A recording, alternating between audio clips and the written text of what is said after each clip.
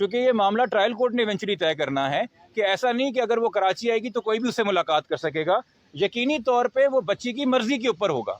तो अदालत हो सकता है ये हुक्म जब दे तो उसमें लिखे कि चूँकि हमारा ये रिवायत भी है कि बच्ची अगर मिलना चाहे तो वालिदैन से कभी कुछ केसेस में इजाज़त दी जाती है, मुबैना शौहर से मिलने की कभी नहीं दी जाती। ये फ़िलहाल हमारे दलाइल थे और अदालत से जो कमेंट्स से जो ऑब्जर्वेशंस थी, मैं इसमें कोई हतमी राय कि अभी फ़ैसला क्या आएगा, चूँकि एक स्पेकुलेशन है। प्रॉपर तरीका ये है कि हम हाई कोर्ट के ऑर्डर्स का इंतज़ार करें।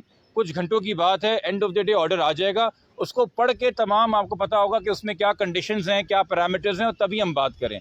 कबल अज़ वक्त कोई खुशी की नवीद सुना देना या कबल अज़ वक्त अफसरदा कर देना, मेरे ख्याल में दोनों ही गैर मुनासिब बातें हैं। जो आपने आर्गूमेंट दिए थे और दुआ की दरखास्त पढ़ के सुनाई, पुलिस की रिपोर्ट का जो प्राइवेट रिपोर्ट थी वो पढ़ के सुनाई, तो उसके अदालत की ऑब्जर्वेशन थी क्या? अपनी ऑर्डर नहीं, ऑब्जर्वेशन क्या था? देखिए, अदालत ने ये एक तरीके से सबसे राय ली पीजी साहब से। आपके ख्याल में बच्ची दारुल अमान लाहौर रहे या उसे प्रोविंस ऑफ सिंध के किसी शेल्टर होम में होना चाहिए? प्रोसिक्यूटर जनरल ने अपनी सबमिशन दी कि जी यहाँ होना चाहिए। उन्होंने एडवोकेट जनरल के दफ्तर से पूछा, उन्होंने कहा जी यहाँ होना चाहिए।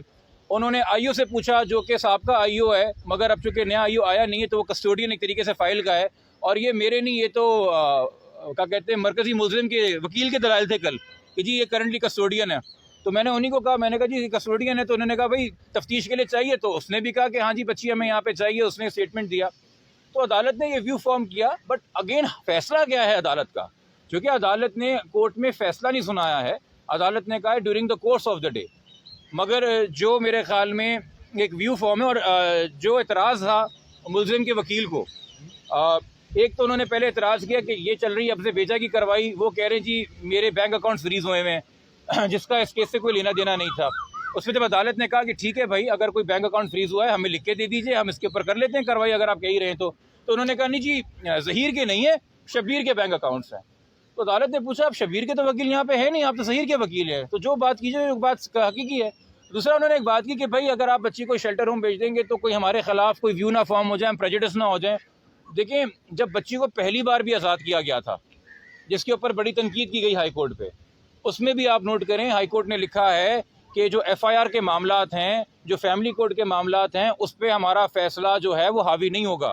वो वहाँ पे पटिशनर जाए, अपने मामलात खुद परसू करे, हम यहाँ पे वैलिडिटी ऑफ निकाह पे कोई बात नहीं करेंगे। ये अदालत अपने ज़िम्मेदारियाँ जानती है। तो आज का यकीनी तौर पर जो रहीम, फिर से एक बार मीडिया के तमाम दोस्तों का शुक्रिया जो इस केस से जुड़े हुए हैं, वालिदैन की आवाज़ बने हुए हैं, हक़ाइक़ के ऊपर से जो है वो पर्दा हटा के उनको अयां कर रहे हैं। आज ऑनरेबल सिंध हाई कोर्ट में हमारी समाअत थी। आपको पता है कि हफ्ज़ बेजा की हमने एक दरख्वास्त दाखिल की हुई थी, और उस दरख्वास्त के हवाले से जब पिछली बार समाअत हुई थी तो मामले के हक़ाइक़ और फैक्ट्स कुछ और थे, और जब तारीख़ आज पड़ी तो उस दौरान बीच में 2 से 3 चीज़ें हुई जो हमने अदालत के सामने रखी।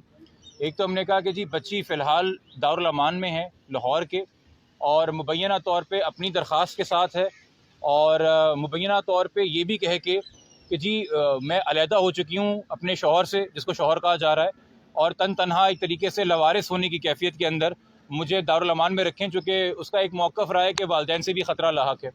मगर मकसद सिर्फ ये बुनियादी बात बताने का अदालत को था कि इस वक्त जो एक फ़ाइनेंशियल अपकीप होती है किसी बच्चे की, वेलफेयर होती है फ़िज़िकल, मेंटल, हेल्थ वाइज, कपड़ा, खाना, दवाई, ये कोई ख्याल करने वाला नहीं है, और वो रियासत की मरून मिल्लत हो गई है, और वो कह रही जी मुझे दारुल अमान पे रखें, मुझे रियासत अब पाले। ये उसकी करंट स्टेटमेंट है 19 तारीख को जो डेवलपमेंट हुई है। दूसरा, मैंने उनको बताया कि जी एक व्यू फॉर्म कर लिया है पुलिस ने कि चाइल्ड मैरिज एक्ट लगता है, किडनैपिंग लगती है, बच्ची को बाजियाब कराना है। तो क्या हो गया, वहाँ कैमरे यहाँ हो गए और ये वाले कैमरे यूँ बढ़ गए। हाँ, सर थोड़ा सा शब्बीर का कोई और आपने बात हो गए डन हो थोड़ा गया सा सर। शब्बीर का स्टेटस बता दें, कल आपने उसको नामजद करवाया है?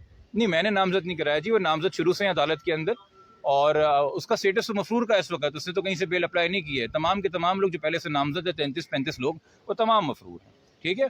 बट अभी मैं आप सबसे कहूँगा, आप लोगों से भी दरख्वास्त करूँगा, खुदा के वास्ते अभी कोई भी हतमी राय देने से पहले इस ऑर्डर के ऊपर बतौर वकील आपसे दरख्वास्त कर रहा हूँ, हाई कोर्ट के ऑर्डर का इंतज़ार करें, उसके बाद अपनी राय दें। जो यहाँ पे कोर्ट रिपोर्टर्स मौजूद हैं वो जिम्मेदारी को समझते हैं। जो नए दोस्त यहाँ पे इस केस को फॉलो कर रहे हैं उनको मैं बता रहा हूँ, जब तक ऑर्डर तहरीर में ना आ जाए, उसको A to Z ना पढ़ लिया जाए, उस पर हतमी व्यू ना दिया जाए। बहुत शुक्रिया।